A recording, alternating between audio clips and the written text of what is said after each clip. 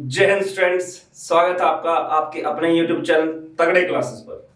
तो स्टूडेंट्स, आज के लेक्चर में हम लोग पढ़ेंगे ड्रिफ्ट वेलोसिटी के बारे में और वो कौन कौन से फैक्टर्स हैं जो इस पर असर डालते हैं। तो स्टार्ट करते हैं हमारा आज का लेक्चर।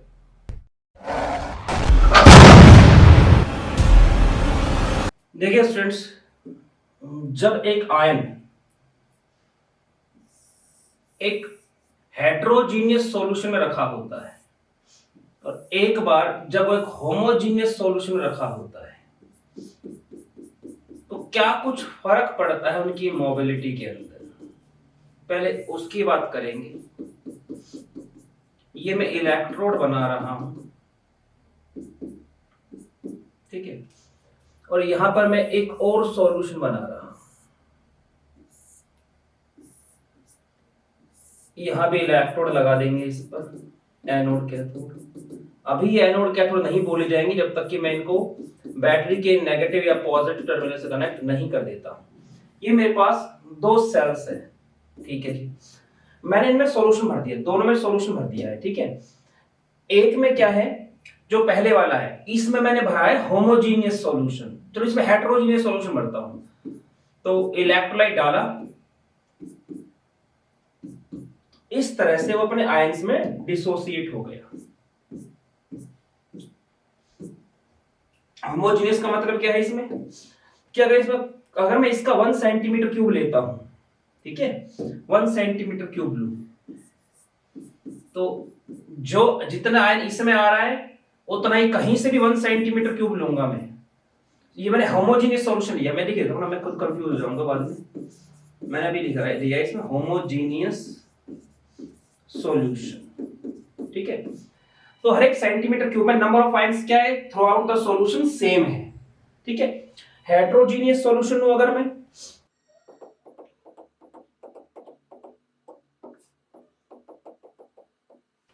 कि अब क्या है, हर एक सेंटीमीटर क्यूब में नंबर ऑफ आयंस क्या है, सेम नहीं है। यहां पे बात करूं तो मैं कहूंगा भाई नंबर ऑफ आयंस थोड़े ज्यादा है। यहां बात करूं तो नंबर ऑफ आयंस क्या है, कम है। ये हमारे पास हेटेरोजीनियस सॉल्यूशन, हेटेरोजीनियस सॉल्यूशन, ठीक है। तो होता क्या है, अब जो ये मैंने प्लस माइनस लिखे हैं, ये तो हमारे पास है इलेक्ट्रोलाइट के जो आयंस होते हैं डिसोसिएट होने के बाद। इसी में बना रहा हूं मैं अब सोलवेंट के मॉलिक्यूल्स। ये जो व्हाइट व्हाइट है ये क्या है, सोलवेंट के मॉलिक्यूल्स है, ठीक है। तो अब होता क्या है,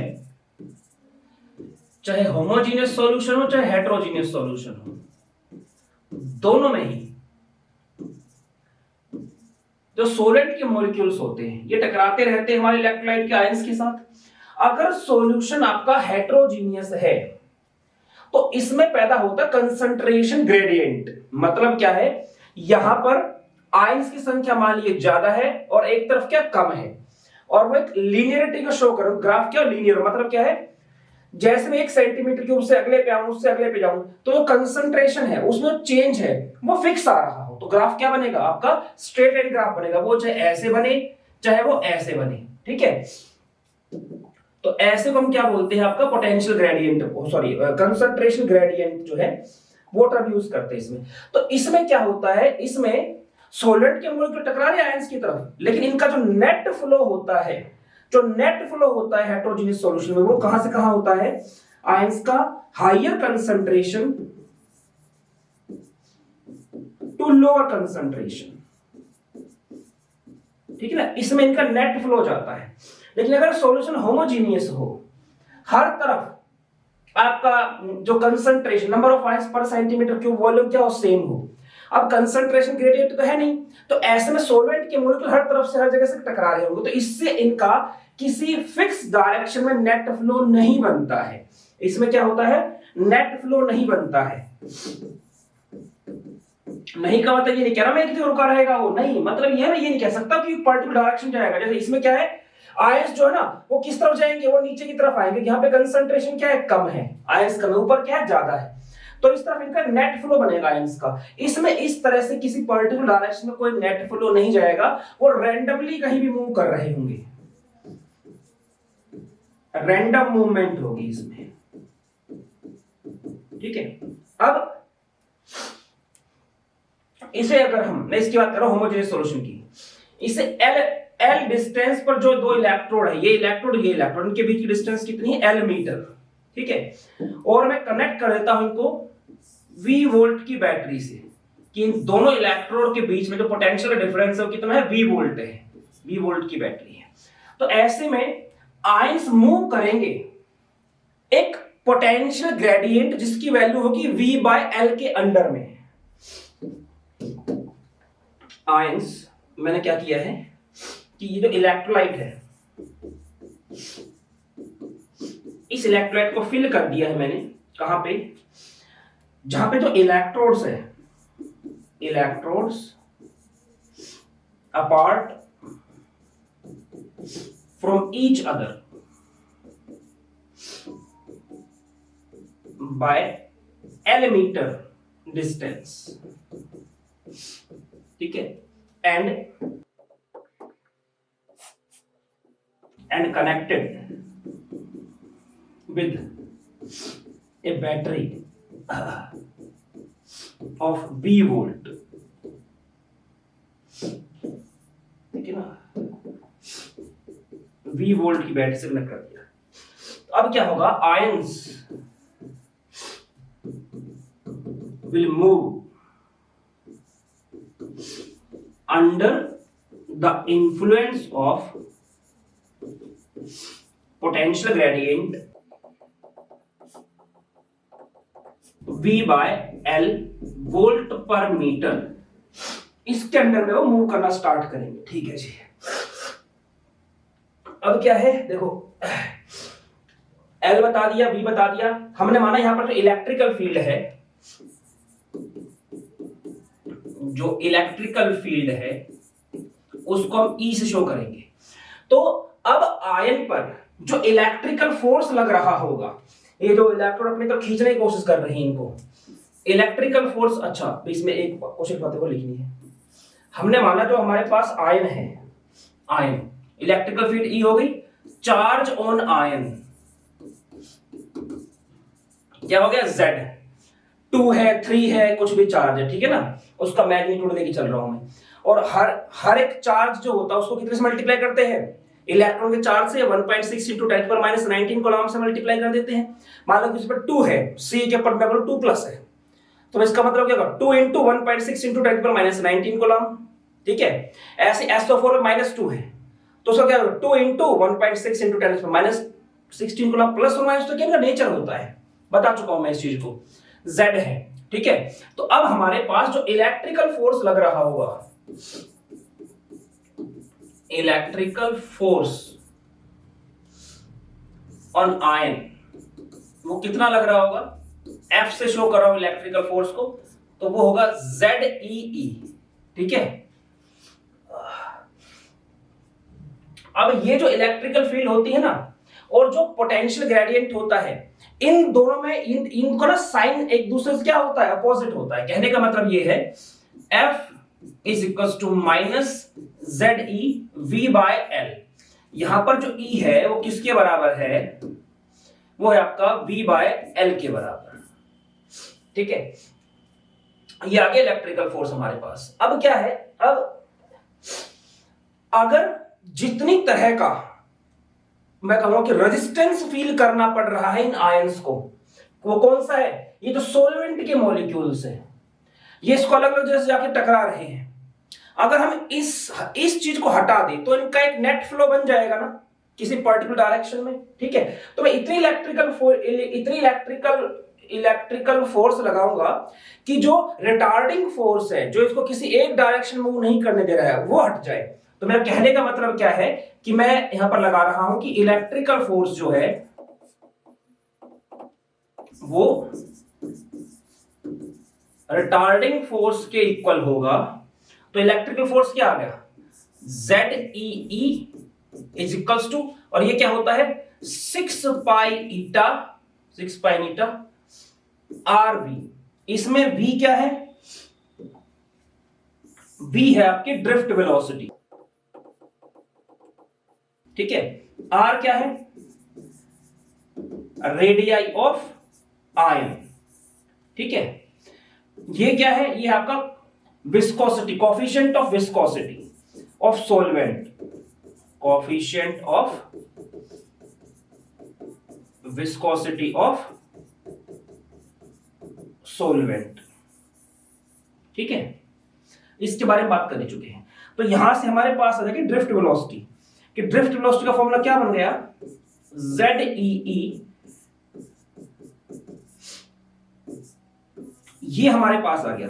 ड्रिफ्ट वेलोसिटी मतलब सुस्त वेलोसिटी। सुस्त वेलोसिटी मतलब क्या है, देखो आयन मूव कर सकता था अपने हिसाब से स्पीड से, लेकिन हुआ क्या, सॉल्वेंट के गाढ़ेपन के कारण, उसकी विस्कोसिटी के कारण, और हर तरफ से सॉल्वेंट के मॉलिक्यूल से यहां वहां टक्कर लगने के कारण हुआ क्या, उसको जितना वो चल सकता था वो उतनी स्पीड में नहीं चल पाता, उसके मुकाबले कम हो जाता है। उसी को हम क्या बोलते हैं, उसकी ड्रिफ्ट वेलोसिटी बोलते हैं। तो इस तरह से आप उसको कैलकुलेट कर सकते हैं। ठीक है, अब चलते हैं। अच्छा, जो ड्रिफ्ट वेलोसिटी होती है, ड्रिफ्ट वेलोसिटी, ठीक है, इससे हम क्या कर सकते हैं, जो करंट होता है ना, करंट, उसकी कंडक्टेंस का आइडिया देती है ये, में करंट की कंडक्टेंस का। तो रेट ऑफ कंडक्टेंस लिख देता हूं, drift velocity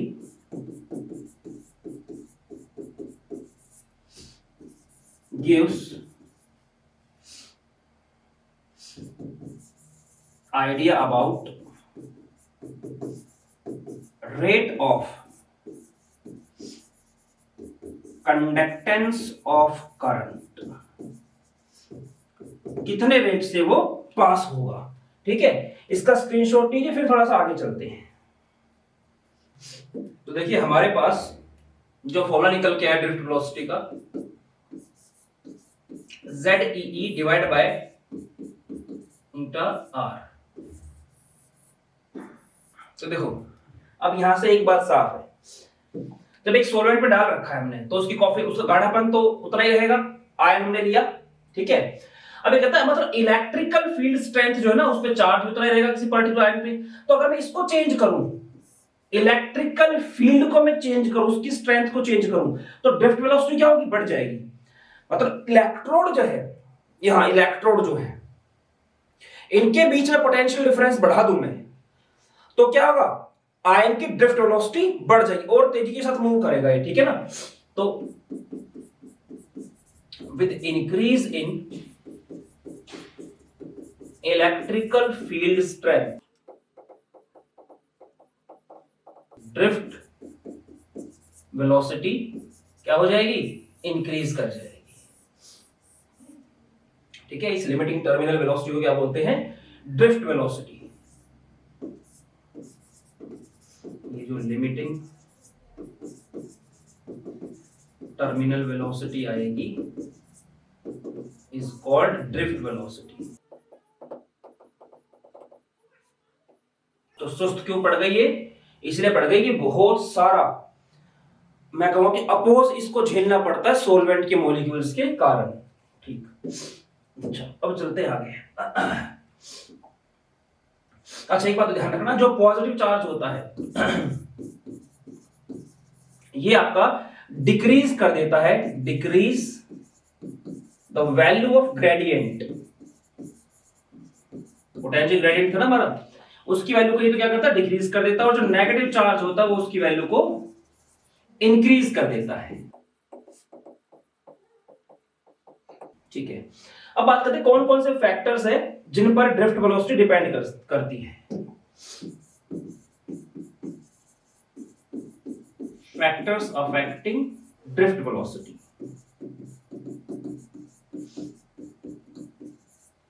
of an ion, किसी भी आयन की ड्रिफ्ट वेलोसिटी कौन कौन सी बातें प्रभावित करती हैं। तो सबसे पहला जो हम फैक्टर्स देखते हैं वो होता है जो हमारा सॉल्वेंट है उसकी विस्कोसिटी। पहला है आपका विस्कोसिटी ऑफ सॉल्वेंट। सॉल्वेंट जितना गाढ़ा होगा, जितना डेंस होगा, उतना ही क्या होगा, जो आयन है उसको मूव करते समय उतनी दिक्कतें महसूस होंगी। ठीक है, उसको उतना रेजिस्टेंस फेस करना पड़ेगा। तो viscosity of solvent increases value sorry,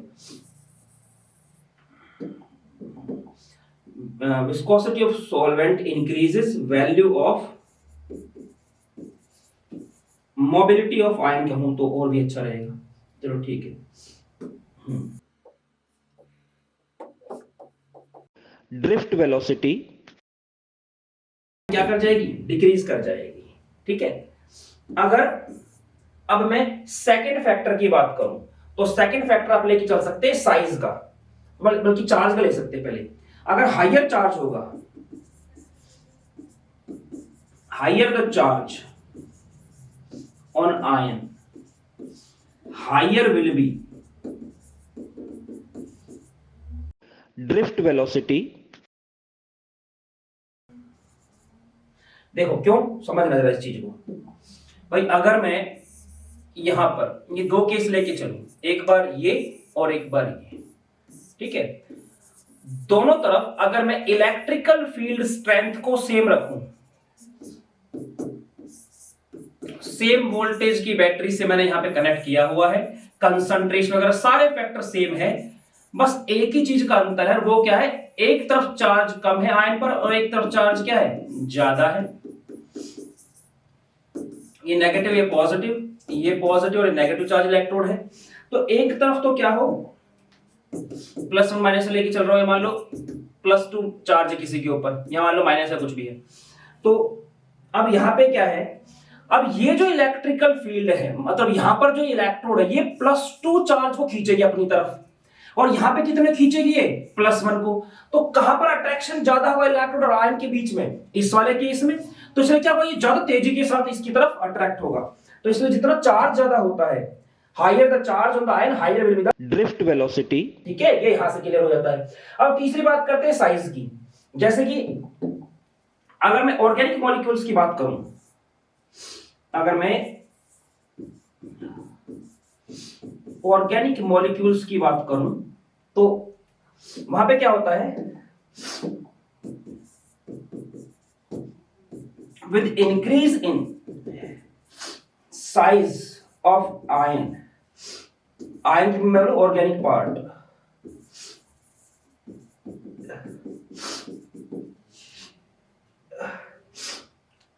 drift velocity decrease. ठीक है, चार्ज वाली बात को एक और तरह से आप बोल सकते हो, हमने फॉर्मूला पढ़ा था ना अभी, ऊपर लिखा पड़ा है जो, ये रहा,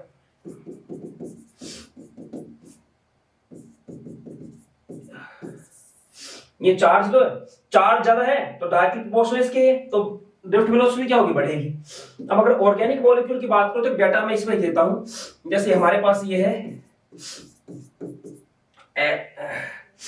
एसीटेट आयन ले लेते हैं एक बार क्या हमारे पास एसीटेट आयन है। अब इसमें मैं जैसे जैसे कार्बन बढ़ाता चलूंगा,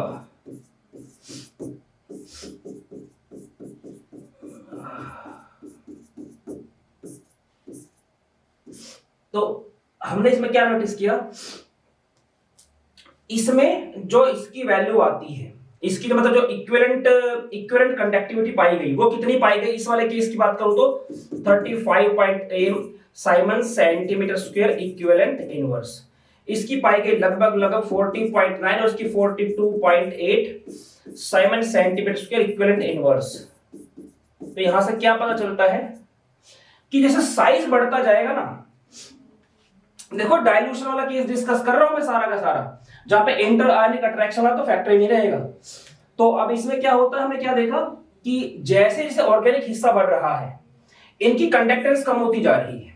मैंने कल बताया था ना लास्ट लेक्चर में शायद, कि सिर्फ नंबर ऑफ आयंस पे डिपेंड नहीं करती कंडक्टिविटी, इसमें सॉल्वेंट की विस्कोसिटी और साथ में जो मोबिलिटी होती है आयन की, जो स्पीड होती है, उस पर भी डिपेंड करती है। ठीक है, तो इन सबको एक ही तरह के सॉल्वेंट में डाला गया, वाटर में डाला गया है, तो विस्कोसिटी ऑफ सॉल्वेंट का तो मैटर नहीं रहेगा, वो तो सेम है तीनों के लिए। तो फर्क किसके लिए पड़ रहा होगा, फर्क पड़ रहा होगा इसमें आपका वेलोसिटी का, मतलब सॉरी ये ड्रिफ्ट वेलोसिटी। तो इसमें भी क्या नोटिस किया हमने, जितना ऑर्गेनिक मॉलिक्यूल का ऑर्गेनिक हिस्सा जो है उसका जितना पार्ट बढ़ता जाएगा, उतना ही जो इक्विवेलेंट कंडक्टिविटी वो घटेगी। यहीं से आइडिया लगा कि जो ड्रिफ्ट वेलोसिटी,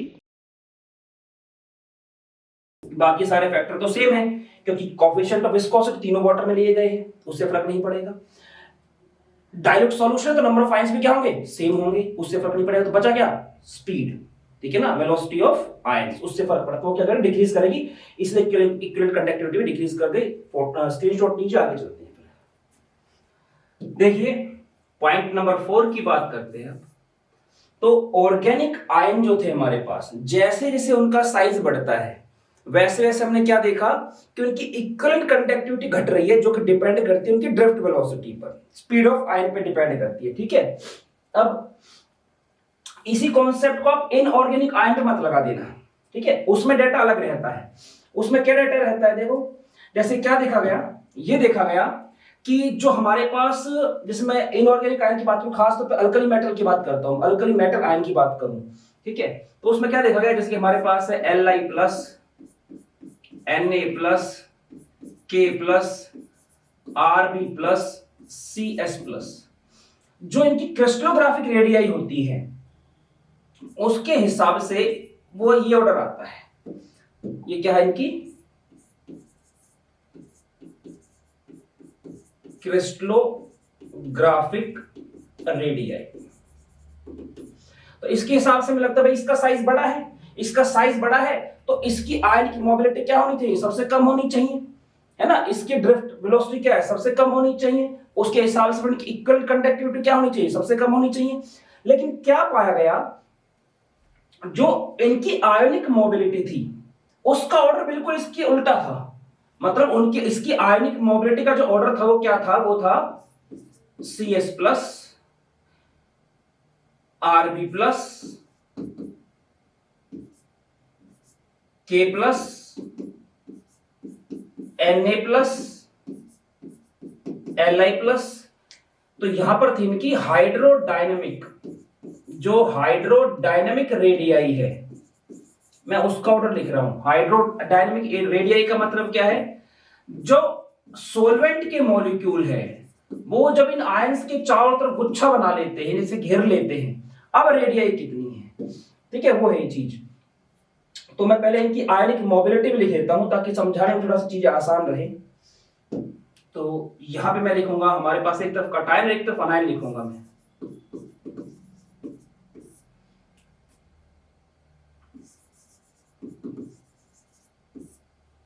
और यहां पे आयनिक मोबिलिटी यू से इसको रिप्रेजेंट करते हैं, -8 मीटर स्क्वायर पर सेकेंड पर वोल्ट।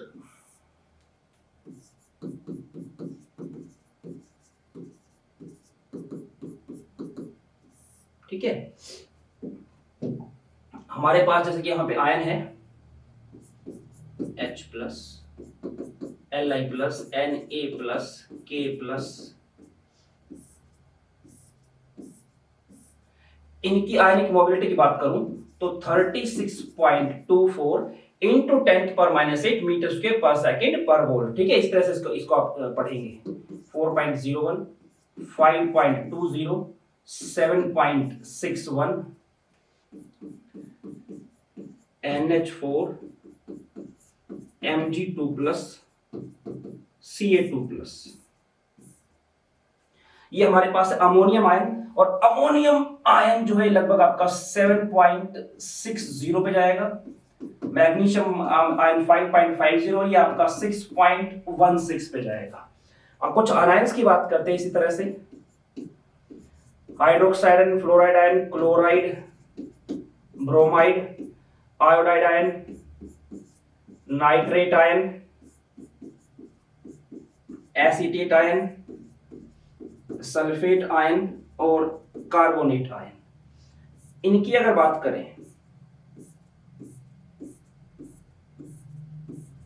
हाइड्रोक्साइड की बात करें 20.50, 5.74, 5.74, 7.91, 8.12, 7.96, 7.40,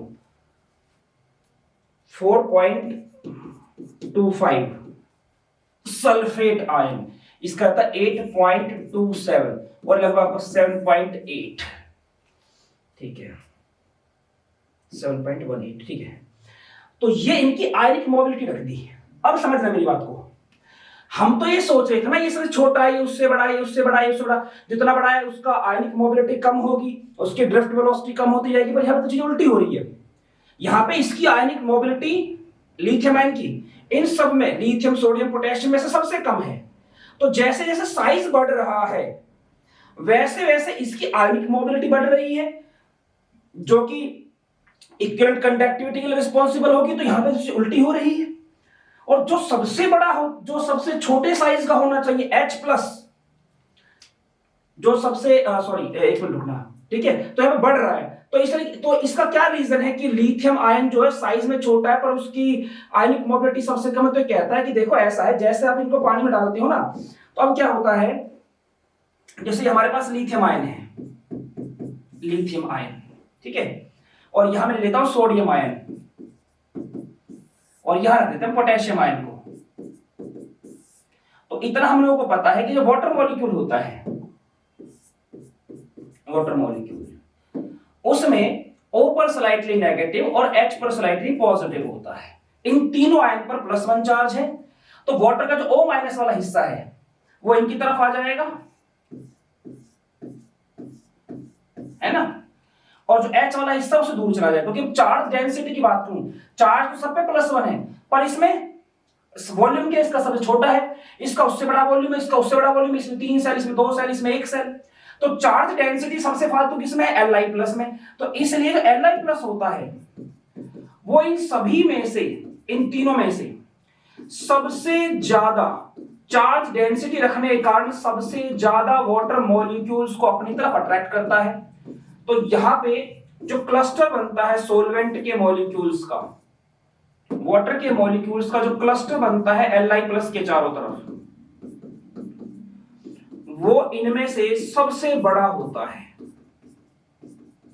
अब जब आप इसकी रेडियाई देखोगे, हाइड्रोडायनेमिक रेडियाई देखोगे, तो कहां से कहां आएगी, वो यहां से लेके और वो यहां, ये अब इसकी हाइड्रोडायनेमिक रेडियाई, ये साइज हो चुका है इसका। सोडियम आयन की बात करें,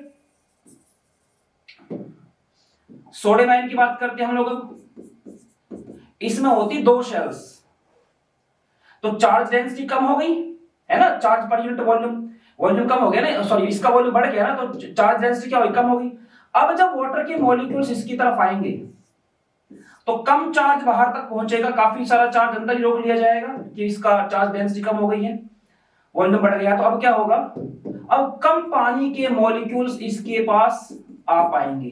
तो यहां पे जो गुच्छा बनेगा पानी के मॉलिक्यूल्स का, वो क्या बनेगा, वो कंपैरेटिवली थोड़ा कम बनेगा।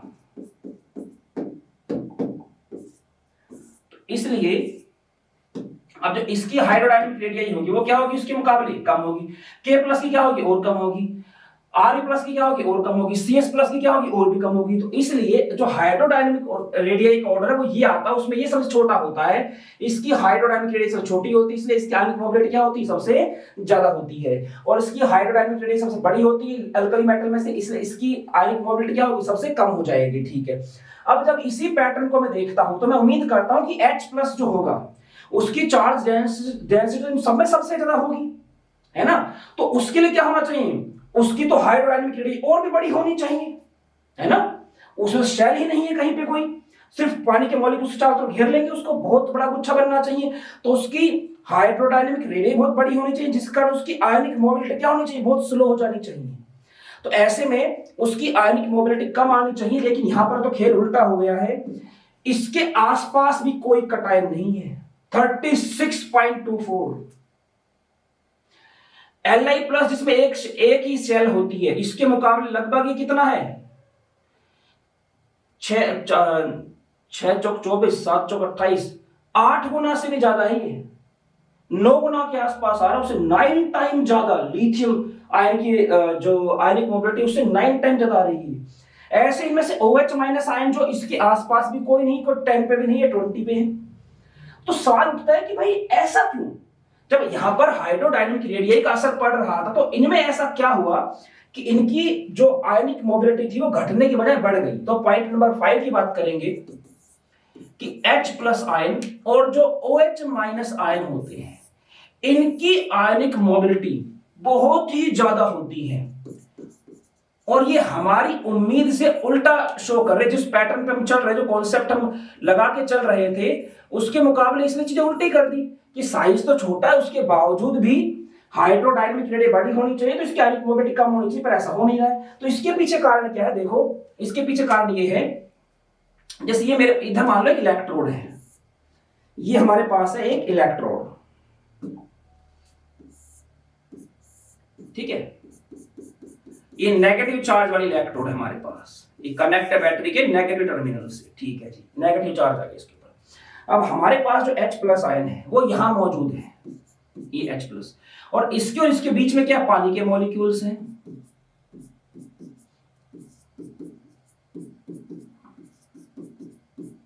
ऐसे।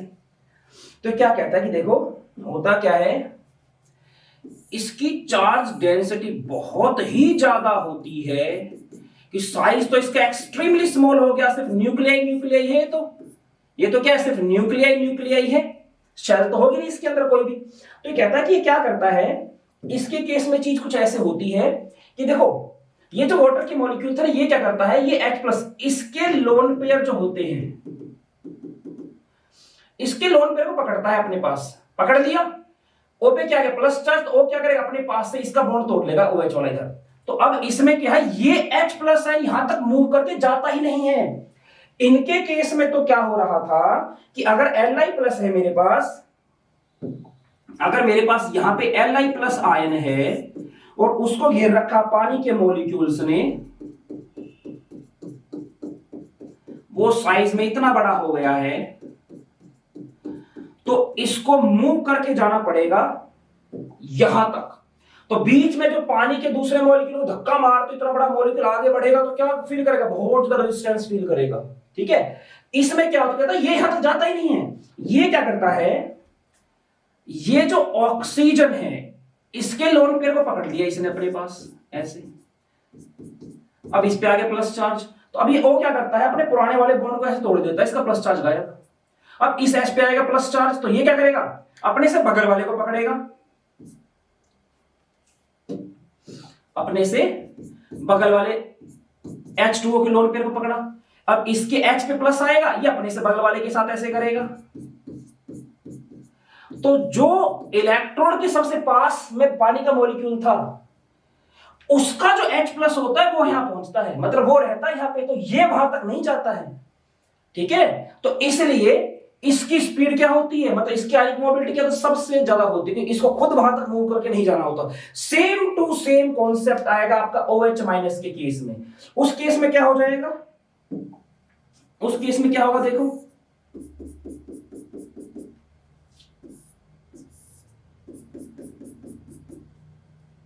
उस केस में ये होता है, ये भाई हमारे पास OH माइनस, ये हमारे पास H2O के मॉलिक्यूल्स हैं,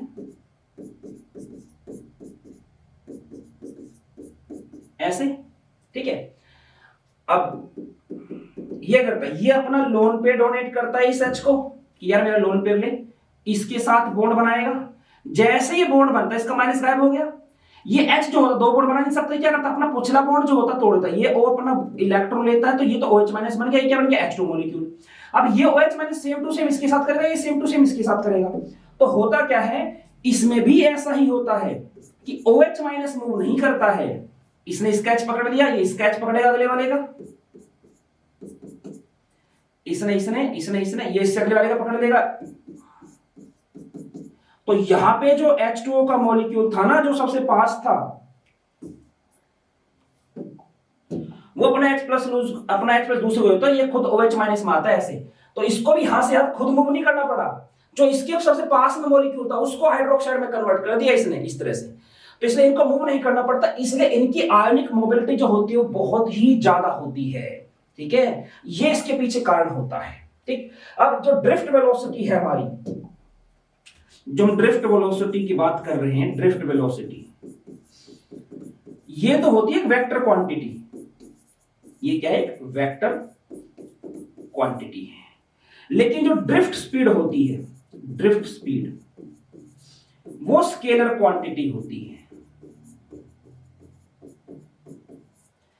इसका तो मैग्नीट्यूड भी और डायरेक्शन भी, और इसको शो करते हैं हम लोग न्यू से, NEU, न्यू से इसको शो किया जाता है,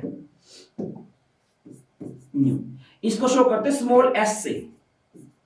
तो जो ड्रिफ्ट स्पीड है इसका मैग्नीट्यूड न्यू के बराबर ही होता है, न्यू के मैग्नीट्यूड के बराबर होती है इसकी वैल्यू, ठीक है, डायरेक्शन नहीं होती इसकी कोई भी, ठीक है। तो ये जो है हमारे पास, ये स्पेस कम बचेगा, एक बार चलो कर देते हैं। ये भी किस पे डिपेंड करती है पूरी तरह से, इलेक्ट्रिकल फील्ड स्ट्रेंथ पे डिपेंड करती है। और इलेक्ट्रिकल फील्ड स्ट्रेंथ क्या होती है, पोटेंशियल ग्रेडियंट जो होता है उसका नेगेटिव साइन ले लेते हैं उसके अंदर हम लोग। तो V, तो इसको मैं अगर हटाऊंगा इस साइन को, इधर आप ऐसा कीजिए, एक बार इसका स्क्रीनशॉट लीजिए, इसको नेक्स्ट पेज पे करते हैं। देखिए स्टूडेंट, ये डाटा हमारे पास आया था आयनिक मोबिलिटी का। ये जब हमने इन आयंस को वाटर में डाला, सॉल्वेंट वाटर था, और कंसंट्रेशन क्या थी, इनफाइनाइट डाइल्यूशन, मतलब ना के बराबर ये आयन थे, मतलब इनका जो अपोजिट आयन होगा या जो सिमिलर आयन होगा उनके बीच में कोई अट्रैक्शन रिपल्शन वाला फैक्टर ही नहीं था, ठीक है, जो मतलब इंटर आयनिक अट्रैक्शन वाला फैक्टर ही नहीं रहा होगा। और टेम्परेचर कितना था, 25 डिग्री सेंटीग्रेड, मतलब 298.15 केल्विन, ठीक है। तो अभी हमने देखा ड्रिफ्ट स्पीड जो थी हमारे पास वो क्या थी, वो पॉजिटिव रही, इसका मतलब क्या है, वो पॉजिटिव रहेगी, ठीक है, मोड का मतलब ये होता है, ठीक। तो S जो ड्रिफ्ट स्पीड होती है, क्या देखा गया, इलेक्ट्रिकल फील्ड स्ट्रेंथ की डायरेक्ट प्रोपोर्शन होती है। इस साइन को हटाएंगे तो आता है आयनिक मोबिलिटी, और हमें पता है E को हटा क्या लगा सकते हैं हम, V/L, जो कि क्या होता है आपका पोटेंशियल ग्रेडियंट होता है। तो ये जो U है जिसको हम आयनिक मोबिलिटी बोलते हैं, U क्या आपका, आयोनिक मोबिलिटी, इसकी डेफिनेशन क्या बन जाएगी आयनिक मोबिलिटी की, आयोनिक मोबिलिटी, इसकी डायरेक्शन इसकी डेफिनेशन होती है, it is the speed of ion in electrical field of unit strength, ठीक है, मतलब 1 वोल्ट पर मीटर या 1 वोल्ट पर सेंटीमीटर, है ना, V/L का ये मतलब हमारे पास ये। अब इसमें V क्या होता है और L क्या होता है, L तो होता है जो दो इलेक्ट्रोड रखी हुई है ना, ये जो दो इलेक्ट्रोड रखी हुई है हमारे पास सेल में, इन दोनों इलेक्ट्रोड्स के बीच की डिस्टेंस ही क्या है, L। और V क्या है, V है जो इन दोनों इलेक्ट्रोड के बीच में पोटेंशियल का डिफरेंस है, कितने वोल्ट की बैटरी से कनेक्ट किया गया, वो क्या आपका V, ठीक है, ओके। और जो 1 वोल्ट पर मीटर होता है वो इक्वल टू होता 1000 वोल्ट पर सेंटीमीटर के। हमें पता है जो यूनिट होती है आयोनिक स्पीड की बात करूं, यूनिट ऑफ आयोनिक स्पीड, उसकी वो यूनिट होती है मीटर पर सेकंड होती है। और अगर बात करें यूनिट ऑफ आयोनिक मोबिलिटी, तो ये क्या होनी चाहिए, ये होनी चाहिए मीटर पर सेकंड डिवाइड बाय वोल्ट पर मीटर। यहां से मीटर ऊपर आएगा, इसको थोड़ा और सिंपल तरीके से लिखता हूं मैं ऐसे लिखता हूं, हमारे पास एक तरफ तो मीटर पर सेकंड और इधर मेरे पास है वोल्ट पर मीटर, तो वोल्ट नीचे आ गया, मीटर ऊपर आ गया मेरे पास, तो ये क्या बन गया मेरे पास, मीटर स्क्वायर पर सेकंड पर वोल्ट। यही मैंने इसकी यूनिट ली है यहां पे, ठीक है। अब यहां पे क्या है, जो ये मोबिलिटी ऑफ आयन होती है, जो मोबिलिटी ऑफ आयन है